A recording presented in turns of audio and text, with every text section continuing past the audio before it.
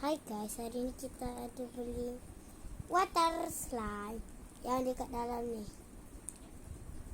Tak percaya kan ni water slide? Jangan, dia sibuk. Macam biasa kalau tak sempat sampul kat tu. Okay.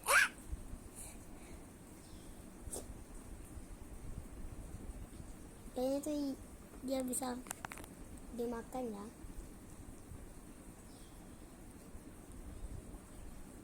Sebenarnya ini jelly